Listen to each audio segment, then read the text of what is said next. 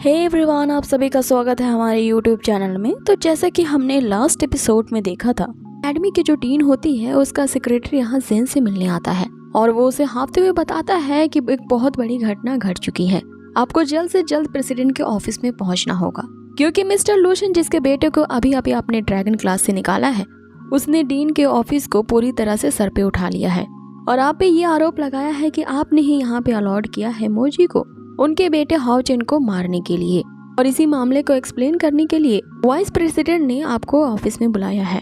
Mister लूशन जो होते हैं वो वाइस प्रेसिडेंट जियांजू के ऑफिस पहुंच चुके होते हैं और वहां पे जाके बखेड़ा खड़ा कर रहे होते हैं कि उस ड्रैगन स्लाइंग डिपार्टमेंट के ट्यूटर ने उनके बेटे के साथ ये हरकत आखिर कैसे की। वो अभी अभी उस ड्रैगन स्लाइंग डिपार्टमेंट का ट्यूटर बना है और अपने आप को इतना एरोगेंट समझ रहा है कि उसने मेरे बेटे को ही अपने क्लास से बाहर निकाल दिया, तो उसके पास अभी इतनी पावर नहीं आई है कि वो एकेडमी के फैसले को डोमिनेट कर सके। और इस एकेडमी के 4th हेड मास्टर होने के नाते मैं ये तुम्हें ऑर्डर देता हूँ कि अभी के अभी उस ट्यूटर को ड्रैगन स्लेइंग डिपार्टमेंट से फायर कर दो। अब यहाँ वाइस प्रेसिडेंट सिर्फ उसकी बातों को सुन ही रही होती है और उसे ये समझाने की कोशिश करती है कि ये सिर्फ आप दोनों के बीच मिसअंडरस्टैंडिंग हुई है और इतना ज्यादा इम्पेशेंट होने की जरूरत नहीं है। हम उसे यहाँ पे बुलाने वाले हैं जिससे आप दोनों की ये वापस की गलतफहमी दूर हो जाएगी। कि इतने में ही वहाँ पे जेन आ जाता है, जिसे आता देख मिस्टर लूशन जो होते हैं वो पूरे आग बबूला हो जाते हैं। यहाँ पे वो जेन पे आओ न ताओ देखते हैं, उस पे भड़कने लगते हैं कि तुम्हारी हिम्मत कैसे हुई मेरे बेटे को उस मोजी से मार खिलवाने की, साथ ही उसे अपनी क्लास से इस तरह से बाहर निकलवाने की। और मेरे बेटे की तुम्हारे साथ कोई पर्सनल दुश्मनी नहीं है, फिर भी तुमने उस मोजी को ये इंस्ट्रक्ट दिया कि वो उसे इतना जोरदार पीटे। तो आखिर तुम्हारी ऐसा करने की हिम्मत कैसे हुई? जिसपे जेन उसे एकदम शांत स्वभाव में ये जवाब देता है कि मेरे वो दोनों स्टूडेंट तो आपस में ही कम्पीट कर रहे होते हैं स्क्वाड लीडर की पोजीशन के लिए, और तुम्हारे बेटे ने ही मोजी की शर्त मानी थी बिना उसे सुने हुए कि आखिर शर्त क्या है। और उस बेवकूफ को तो उस क्लास से उसके शर्त के अकॉर्डिंग ही निकाला गया है और इस बेवकूफी का पूरा श्रेय तो तुम्हारे बेटे को ही जाता है क्योंकि उसने मोजी की एबिलिटीज को ओवर एस्टिमेट करते हुए उसका चैलेंज एक्सेप्ट करने की जो हिम्मत की थी, और वो भी मोजी ने उसके साथ क्या शर्त रखी है ये बिना उसके जाने। और मैंने तो ये एक्सेप्ट किया था कि तुम्हारे बेटे में काफी काबिलियत होगी, इसलिए तो उसने मोजी को इस तरह के चैलेंज को एक्सेप्ट किया है। लेकिन तुम्हारा बेटा तो एक नंबर का नालायक निकला, वो तो मोजी के मात्र एक मूव से ही गिर गया।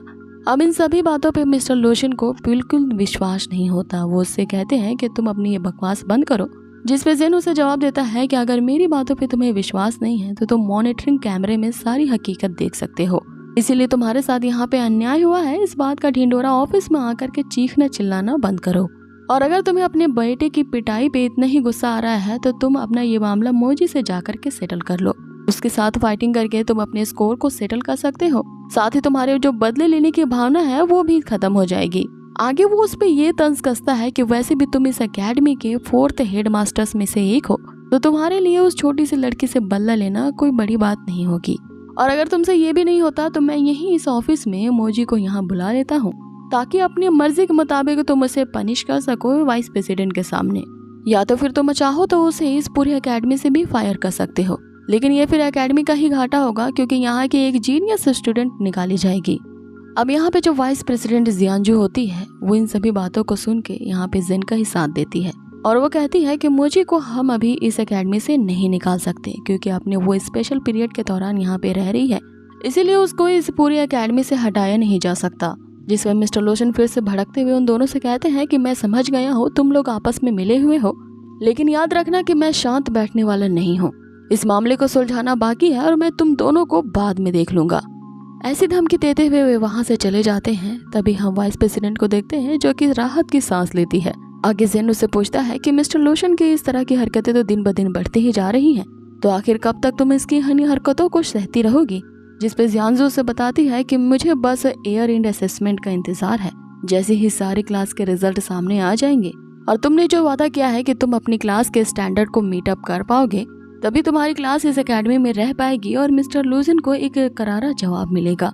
जिसपे जेन उसे ये जवाब देता है कि तुम्हें चिंता करने की जरूरत नहीं है, मैं तुम्हें गारंटी देता हूँ कि इस साल के एयर इंडिया असेसमेंट में हमारी जो ये ड्रैगन क्लास है वो जरूर स्टैंडर्ड्स को मीट अप कर पाएगी, यानी कि वो रैंकिंग नंबर में अंडर 4th पोजीशन में जरूर आएगी। कि तभी जेन ये नोटिस करता है कि जियांजू की हालत थोड़ी ठीक नहीं है और वो उसका कारण पूछता है, जिसपे जियांजू उसे बताती है कि वो रिसेंटली अपने वाटर मैजिक एलिमेंट को अवेकन करना चाहती थी, लेकिन वो चाहे जितनी भी कोशिश करे उसकी हर एक प्रयास फेल हो जाती है और वो अब एक ऐसी स्थिति में पहुंच चुकी है जिसे मैजिक ब्लैकलैश कहते हैं, जहाँ पे कोई कल्टीवेटर एक ऐसी स्थिति पे स्टक हो जाता है और चाहे वो जितनी भी प्रैक्टिस करे उस स्थिति से बाहर नहीं निकल पाता। इसे ही मैजिक ब्लैकलैश कहते हैं। आगे वो बताती है कि लगातार प्रैक्टिस करने के कारण उसकी बॉडी डैमेज हो रही है, जिसपे ज़ेन अब उसे ये ऑफर करता है कि वो उसके मैजिक ब्लैकलैश की पेन को एलिमिनेट कर सकता है।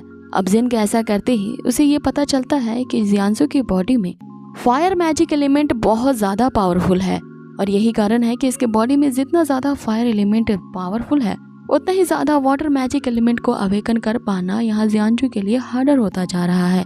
इसीलिए वो मैजिक ब्लैकलैश में फंस चुकी है। इस पे जियांजू से बताती है कि एंशिएंट टाइम से ही जो फायर और मैजिक एलिमेंट है वो एक दूसरे के प्रतिरोधी रहे हैं और चाहे मैंने जितनी भी कोशिश की है इन दोनों को साथ लेकर के चलना काफ़ी मुश्किल होता जा रहा है। जिसपे ज़ेन उसे ये कहता है कि मेरे पास एक तरीका है, मैं तुम्हारे वाटर मैजिक एलिमेंट को अवेकन करवाने में तुम्हारी हेल्प कर सकता हूँ ताकि ये दोनों एलिमेंट्स तुम्हारी बॉडी में आसानी से एडजस्ट हो सके।